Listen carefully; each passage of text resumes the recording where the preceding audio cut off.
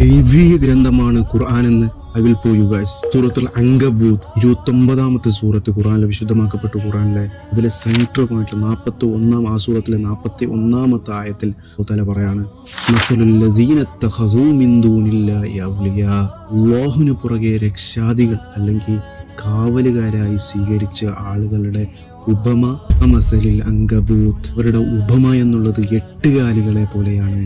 എന്നിട്ട് അള്ളാഹു പറയാണ് അത്തഖസ് ബൈതൻ, അതൊരു വീടുണ്ടാക്കി. എന്നിട്ട് പറയുന്നു ഇന്ന ഔഹനൽ ബുയൂത്തി ലബൈത്തുൽ അങ്കബൂത്ത്, വീടുകളിൽ വെച്ച് ഏറ്റവും ദുർബലമായിട്ടുള്ള വീട് 8 കാലികളുടെ വീടാണ് എന്ന്.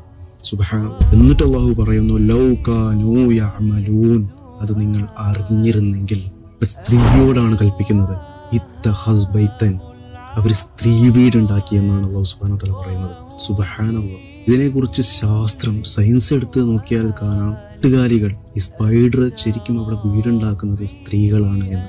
എത്രയോ വർഷങ്ങൾക്ക് ശേഷമാണ് കണ്ടുപിടിച്ചത്. പക്ഷേ 1400 വർഷങ്ങൾക്ക് മുമ്പ് മരുഭൂമിയിൽ ജീവിക്കുന്ന ഒരു പ്രവാചകനെ സ്പൈഡറിന്റെ വലക്കകത്ത് അവിടെ ആണാണോ പെണ്ണാണോ വീടുണ്ടാക്കുന്നതെന്ന് റസൂലുള്ളാഹിക്ക് മനസ്സിലായി. സുബ്ഹാനല്ലാഹ്. അതേപോലെ മറ്റൊന്ന്, സ്ത്രീകളാണ് പുരുഷനേക്കാൾ പവർഫുള്ളും അതേപോലെ വലിപ്പം കൂടുതലും. അല്ലാഹു തആല പറയുന്നത് വീടുകളിൽ വെച്ചിട്ട് ഏറ്റവും ദുർബല്യമായിട്ടുള്ള വീട് 8 കാലികളുടെ വീടാണ് എന്നാണ് അല്ലാഹു സുബ്ഹാനഹു വ തആല പറയുന്നത്. സുബ്ഹാനല്ലാഹ്. ലൗ കാനൂ യഅമലൂൻ, അത് നിങ്ങൾ അറിഞ്ഞിരുന്നെങ്കിൽ എന്നാണ്. ശരിക്കും എന്തിനാണ് നമ്മൾ വീടുണ്ടാക്കുന്നത്? സമാധാനം, ശാന്തി കിട്ടാൻ വേണ്ടി പോകുന്ന സ്ഥലമാണ് വീടെന്ന് പറയുന്നത്. നമുക്ക് ക്ഷീണം വരുമ്പോൾ, പുറത്ത് വയ്യാതിരിക്കുമ്പോൾ, ജോലി കഴിഞ്ഞ് വരുമ്പോൾ നമുക്ക് റെസ്റ്റ് എടുക്കാനുള്ള ഒരു പ്ലേസാണ് നമ്മുടെ വീടെന്ന് പറയുന്നത്. പക്ഷെ അള്ളാഹുയോടെ പറയുന്നത് അള്ളാഹുവിന് പുറകെ അഭയം പ്രാപിച്ചവരുടെ 8 കാലി വലയിൽ അഭയം പ്രാപിച്ചവരെ പോലെയാണ് എന്ന്. സുബ്ഹാനല്ലാഹ്. ശരിക്കും എന്താണ് 8 കാലി വലയും അതേപോലെ നമ്മൾ പറഞ്ഞ വീടും തമ്മിലുള്ള വ്യത്യാസം?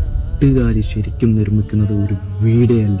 മറ്റുള്ള ജീവികൾ മുട്ടയിടാനും താമസിക്കാനും കുട്ടികൾ ഉണ്ടാക്കാനും വേണ്ടി ഉണ്ടാക്കുന്ന വീട് പോലെയേ അല്ല 8 കാലികൾ നിർമ്മിക്കുന്ന വീട്. 8 കാലി നിർമ്മിക്കുന്നത് ഇറ്റ്സ് എ ട്രാപ്പ്. അതിൽ അകപ്പെട്ട ജീവികൾക്ക് അവിടെ അഭയമല്ല പ്രാപിക്കുന്നത്, മരണമാണ്. അതേപോലെ ദുർബലമായിട്ടുള്ള ജീവികൾ മാത്രമേ അതിൻ്റെ വലയിൽ അകപ്പെടുകയുള്ളൂ. സുബ്ഹാനല്ലാഹ്. സെയിം ടൈം പുറത്തുള്ള കാലാവസ്ഥ ഒന്നും അതിനെ സംരക്ഷിക്കുകയില്ല. പുറത്ത് മഴ വന്നാൽ അവിടെ മഴ ഉണ്ടാവും, പുറത്ത് വെയിലാണെങ്കിൽ അവിടെ ഇതുണ്ടാവും.